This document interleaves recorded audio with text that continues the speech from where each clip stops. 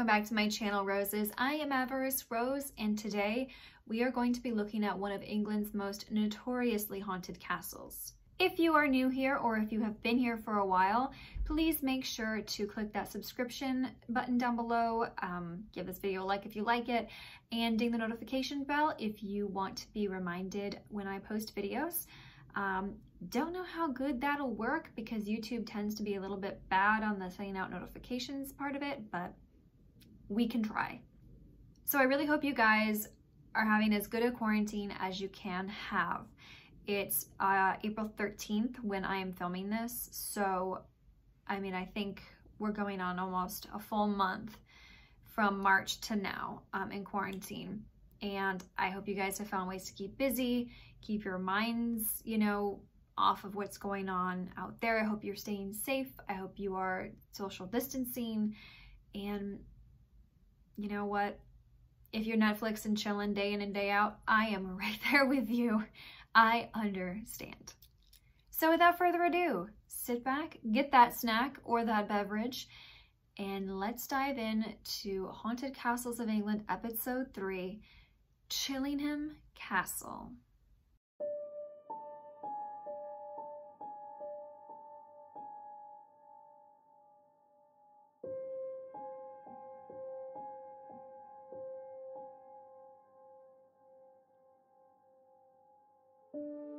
So in today's video, we are going to the northern part of Northumberland, England, where in a village called Chillingham, you guessed it, Castle Chillingham sits. Chillingham Castle was originally a monastery that was built in the 12th century. It also has occupied a strategic position in Northumberland, putting itself literally between England and Scotland, right on the border. So a lot of skirmishes between the Scots and the English were witnessed or had very close ties to Chillingham Castle. Whether those ties were soldiers staying in Chillingham Castle before going to war in Scotland, or the English bringing back Scottish prisoners of war to be put in Chillingham Castle, which, as you'll find out, was not a Holiday Inn. So since it was created as a monastery in the 12th century, it has existed as a castle since the 13th century. In 1298, King Edward I, stayed at the castle on his way to the Battle of Falkirk, where he defeated the Scottish war hero William Wallace. One of the biggest things with this castle is, like I said, with soldiers coming from Chillingham Castle, staying there before they were going to war, or whether they were bringing back Scottish prisoners of war. It's a pretty bloody place. It's a place that has history, and not all history is exactly the most pretty. But again, this is one of the greatest castles in England that has a rich history that has stood the test of time, essentially, and weather the elements and the changes of the times. So we can give it a little bit of respect in that aspect. Also, to talk about the history of this castle, in 1344, Sir Thomas Grey was given a license to fortify and crenellate the castle. So what that did is it transformed it into more of a square structure with towers at the corners, so at the four corners, and it's remained in a similar appearance since that time, with the exception of the outer walls and certain walls linking the towers together, which are currently, in present day, much higher than they would have been originally. The castle actually came under siege a little bit later in history, so in 1536, when the Percy family of Alnwick Castle attacked with cannon fire during the Pilgrimage of Grace rebellion against Henry VIII. And this is where people of the North who wanted to keep their Catholic faith were really rebelling against King Henry VIII's new Church of England that was going into effect because he had broken from Rome, and this just caused a whole lot of other issues in the North. Very bloody outcome for those who rebelled against King Henry VIII, as many know, as he did tend to have a tendency to kill his wives. So when you go to this wonderful, beautiful medieval castle, it remains just as it was, with the galleries that you see today. Those were actually added for King James I of England, who was King James VI of Scotland.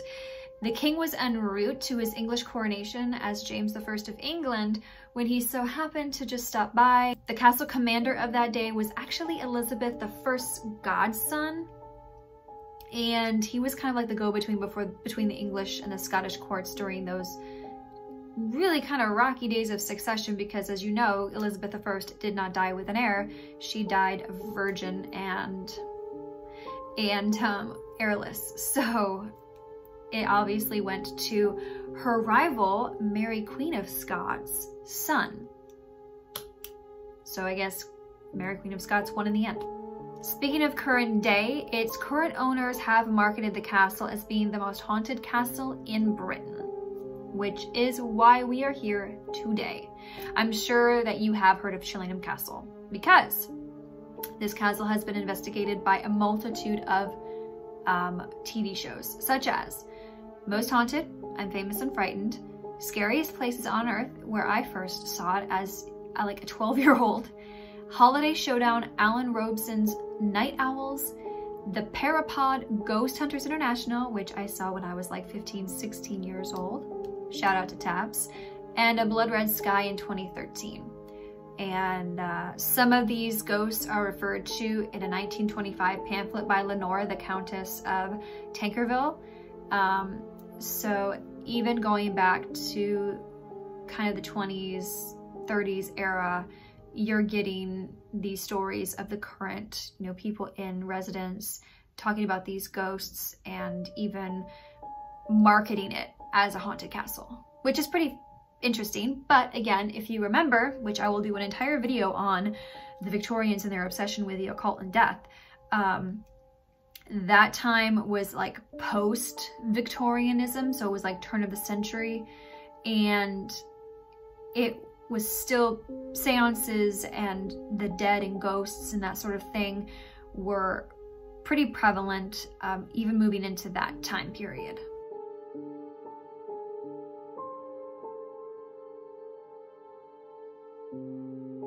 So before we really talk about the ghosts of Chillingham, we have to talk about one person in particular, and that is the torturer of Chillingham Castle.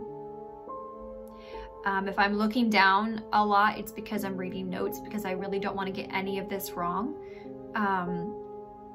It's fascinating, and I've done a lot of research, and I have a lot of links that you guys can go look at down below, and it's just fascinating. This stuff just fascinates me, and I hope it fascinates you in the same way. So since Chillingham Castle is regarded as one of the most haunted places in Britain as well as in the world, it has dated back over 800 years, and it was built for one purpose and one purpose alone: killing. Maybe it wasn't meant for that purpose upon its completion. Maybe it was, you know, people don't go into a castle thinking, oh, we're gonna kill people here. Of the time, people would create the castle thinking, we're going to fortify ourselves, we're going to put up a force of defense, and we're gonna have a place to keep our soldiers, keep our equipment,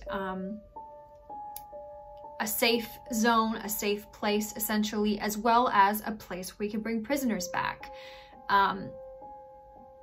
Kind of thinking Chillingham Castle's one purpose and purpose alone was killing, maybe a bit of a stretch. However, its history did kind of go a little bit awry.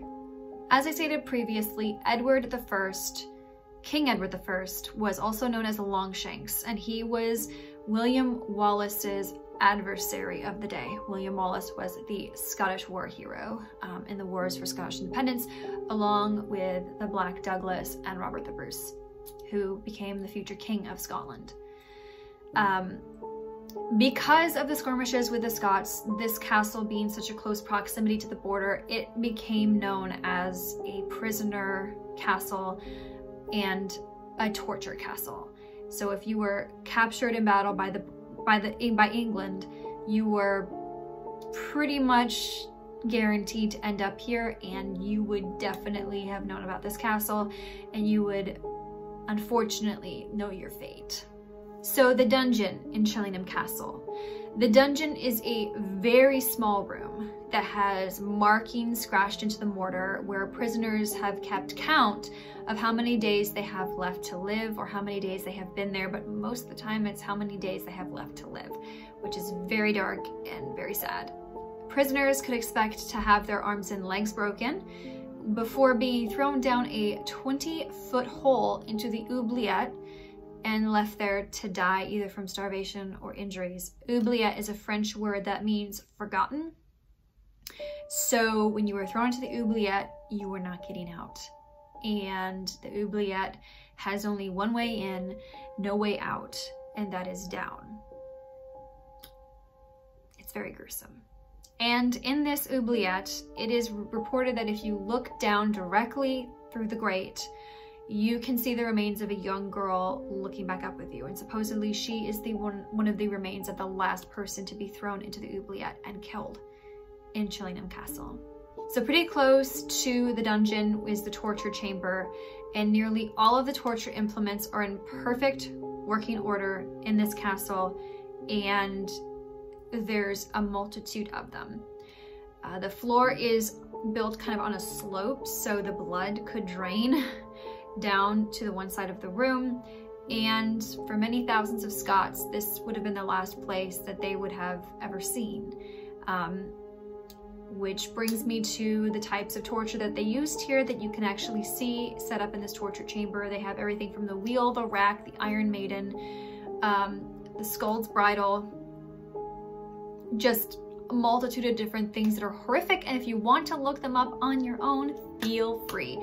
I might do a video on medieval torture devices because I write as an author fantasy and more medieval historical stuff, so I'm interested in that. I need to know the right things to say, but for the sake of this video, I am not going to go into that.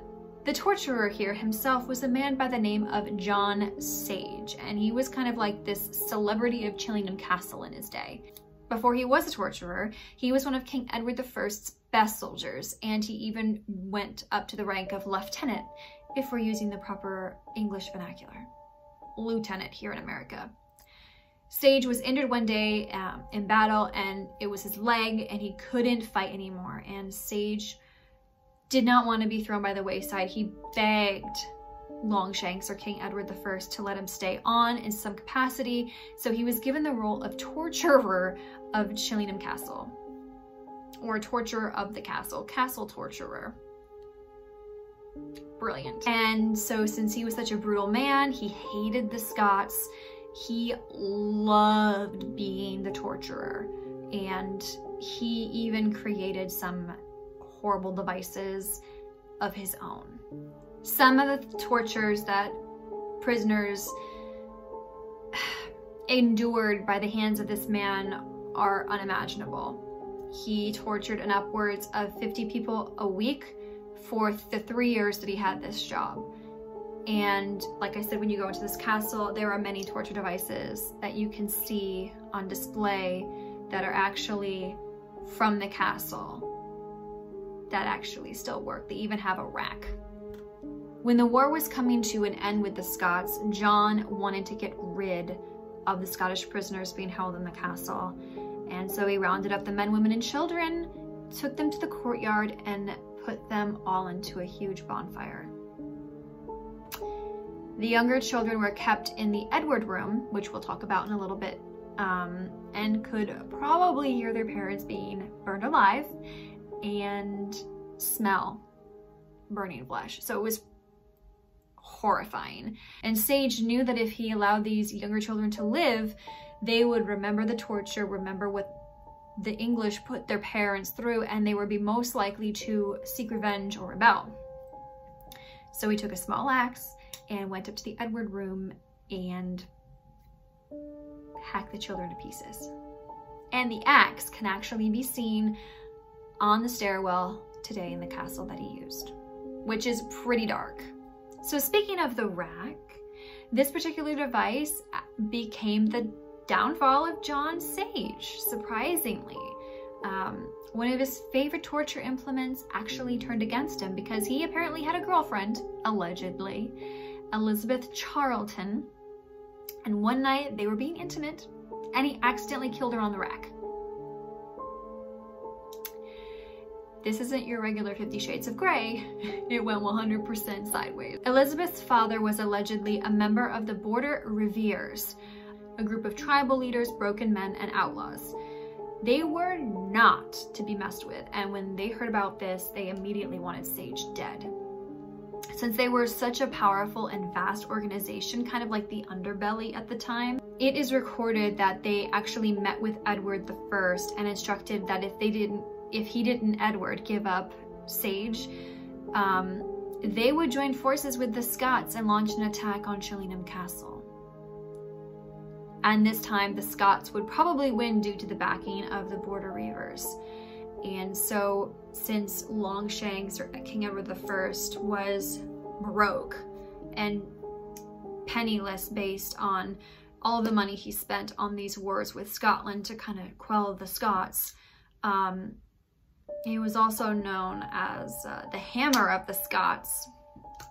He was forced to call for Sage to be hung.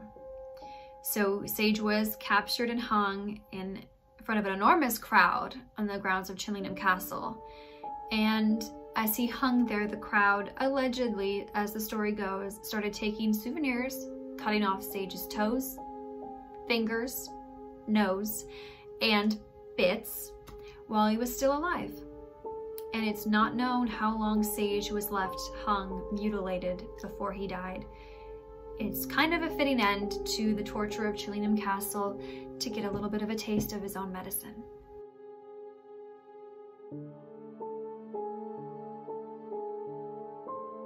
So now let's talk about the ghosts of Chillingham Castle. We're gonna go room by room. The dungeon. Many people have experienced things here.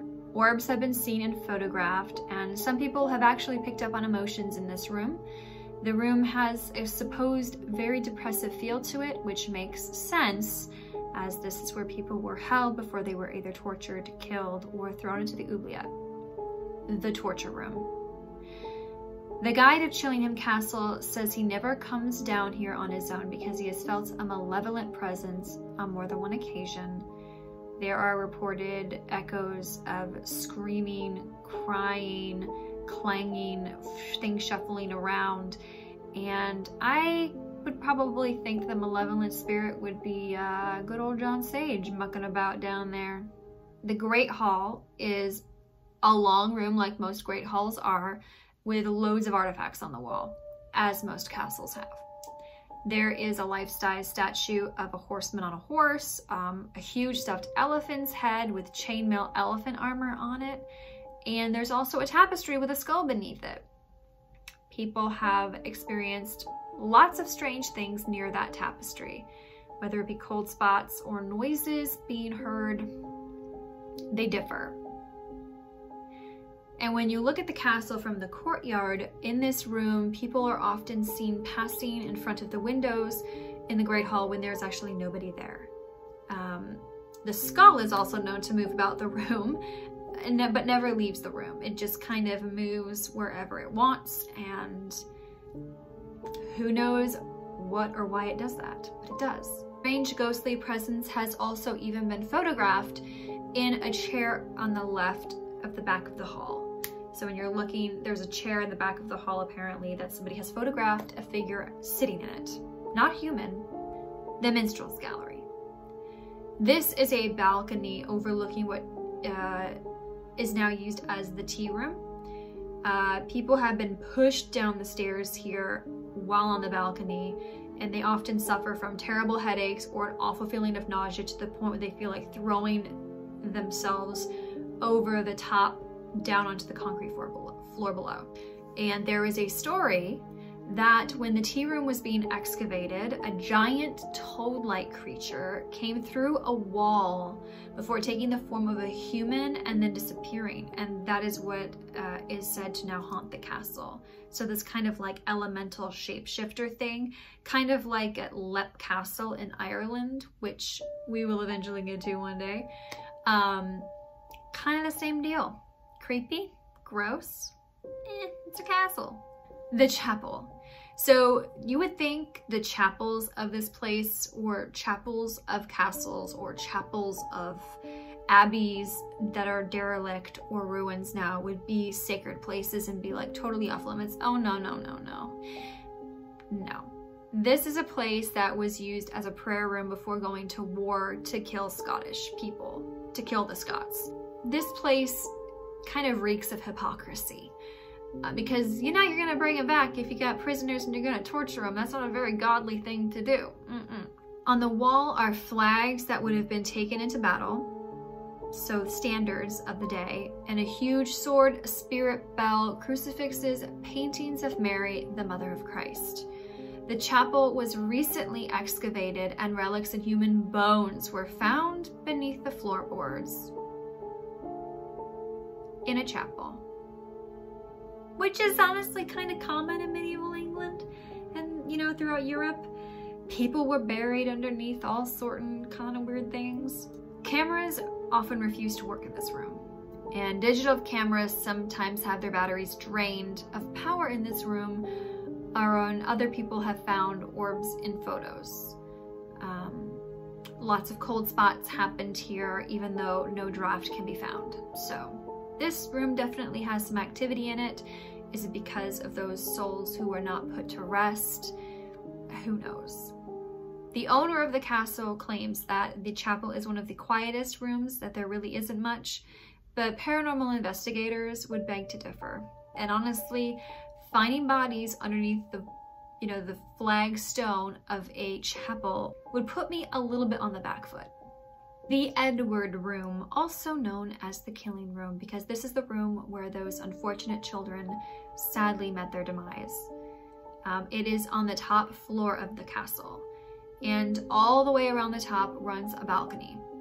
And in the room is a suit of armor holding a two-handed sword.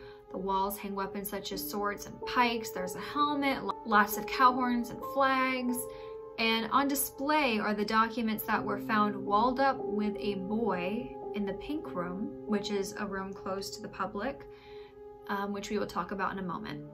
The Edward Room is one of the most active rooms in the castle, and people often say they see the chandelier hanging from the ceiling swinging without it being moved, and the room has a foul smell and a strange atmosphere, probably because a bunch of poor innocent children were slaughtered.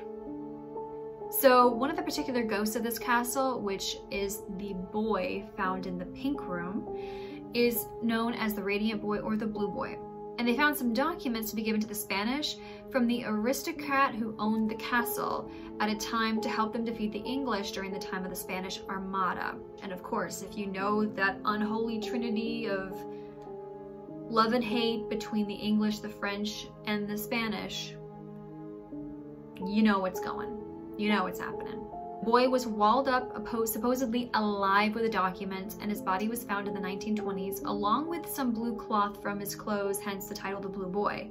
The bones of his fingers were found worn away from where he had tried to scratch his way out of the wall. It has been reported that when the hour of midnight sounds, sometimes you can hear his cries of agony and fear. The center of the cries always emanates or comes from the Pink Room. The noises are usually traced to a spot near a passage cut through a 10-foot wall. When the wails die away, a bright halo of light sometimes appears around the old four-poster bed. Anyone sleeping in the bed would see the figure of a boy dressed in blue and surrounded by light gently approaching them. He is the most famous ghost to roam the castle, and he seems to be the friendliest towards people. He's a poor kid who was walled up and buried alive. Poor thing. That's awful. Another ghost that haunts Chillingham on a pretty regular basis is the ghost of Lady Mary Berkeley, wife of Lord Grey of Wark and Chillingham. So she wanders the corridors looking for her husband because her husband ran away with, get this, her sister. Why not just marry the sister? Lady Mary was left in the castle alone with her baby girl, and she was completely heartbroken. Visitors to Chillingham have often heard the rustle of an old-fashioned dress or a chill as if the ghost of Lady Mary has walked by, even to the point of hearing cries up and down the halls. You know those big creepy portraits that you always see in castles or palaces or really pretty estates? Well, this one has its own ghost. Yes, that's right. A ghost originating from a family portrait has appeared to the Grey family. The apparition of a woman was seen by the Tankervilles' children, and their nurse, stepping out of the painting, then followed them around the castle for several minutes. So think about this. You see a ghost coming out of a portrait, and then it decides to just kind of hang out and watch what you're doing. That's unsettling. After a family friend stayed in the castle, they also saw the same ghost, but this time she emerged from another one of her portraits. Her spirit has been seen walking the corridors, mistaken for a guide in period clothing. So, that's interesting. She portrait hops.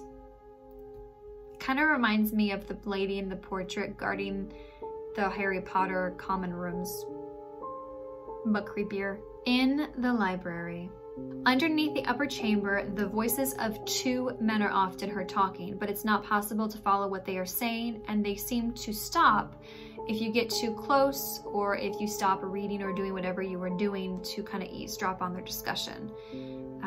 They don't bother anybody, and many have heard it, but nobody can say who these voices are or who they may be or what they're talking about. So to go outside of Chillingham Castle is to also be met with ghostly beings or haunting wails in the night.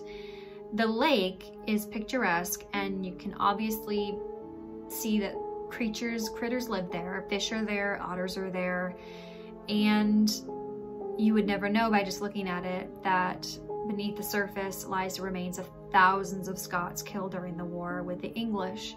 The bodies would be bundled up onto a cart and thrown into the lake. So it is essentially a mass grave of Scottish warriors or rebels or those taken prisoner. The water is supposedly rumored to be cursed, and if you put your hand into the water, the souls of the dead will pull you under. Sounds a lot like the river Styx. Reminds me of that scene in Hercules when they're trying to grab onto you, and it's like, and Hades is like, ugh, get off, get off. But during restoration work in the 19th century, workmen uncovered two grinning skeletons, the bones of a man and a child, close to a trapdoor that opens to the stone arches of the underground vaults in Chillingham. It's possible that they hid during a border reaver attack, only to be trapped in their safe hiding place. Workmen also discovered in the lower dungeons of the castle the perfectly preserved figure of a man sitting in a chair. But unfortunately, as soon as air rushed in or oxygen got to the body oxygenated and turned to ash, which is pretty common if a body is like mummified or preserved. The minute you let oxygen into the room, it's going to decompose instantaneously. That's why you get all those stories from Europe of people opening coffins during the vampire, times and crisis, thinking people were vampires and seeing perfectly preserved bodies.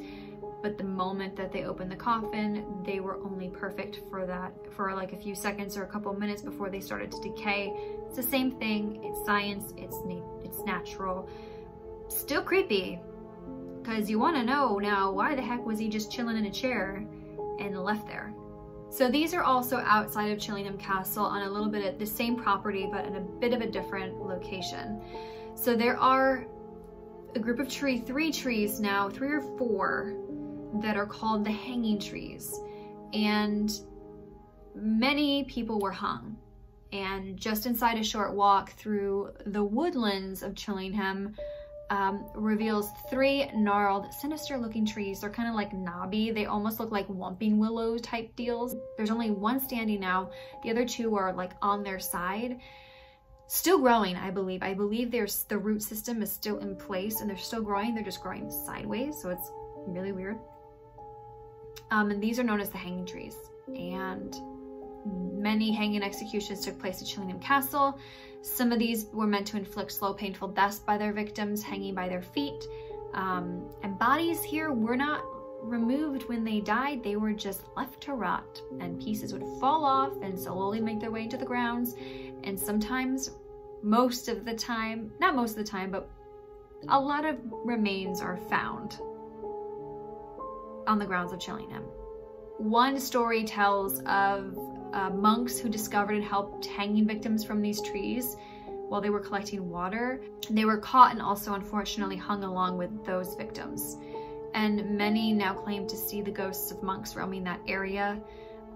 There's also presence of light anomalies, disembodied footsteps and voices that are common in this area of the woods, most likely wailing, moaning, crying out, and shuffling of, leaves. Who knows? Is it a critter? Is it a ghost? Nah, who knows?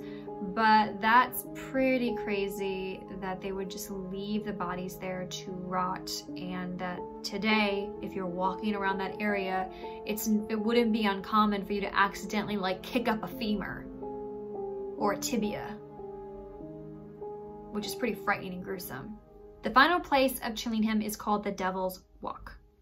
This is the front drive going into Chillingham Castle, and this section of the grounds has been nicknamed the Devil's Walk, because the ground around this place is also littered with bones. This could be because many other people were being hanged on the way into Chillingham on those trees on the way in to ward off prisoners, or to tell prisoners, hey, this is what you have coming for you. And they were also left to slowly rot and decay into the earth. This is also a paranormal hotspot with much of the same as the other big hanging trees, with light anomalies and footsteps commonly heard when there is nobody around. And again, when it rains or if ground is disturbed or dug up, lots and lots of bones are found on the Devil's Walk leading up to Chillingham Castle. That's all I have today for you guys. I hope you enjoyed this lesson of history about Chillingham Castle and its famous haunts. If you like this kind of content, please give me a like and make sure to subscribe to this channel and ding that notification bell. If you have any places in England or the UK or Europe that you would like me to research or look into, please comment down below. Anywhere in America for my future America's Most Haunted List series that I am going to do, please put it down below, and I would definitely add it to my stuff to look into. So as always, be safe, be well, stay inside, and stay sane. One love, you guys.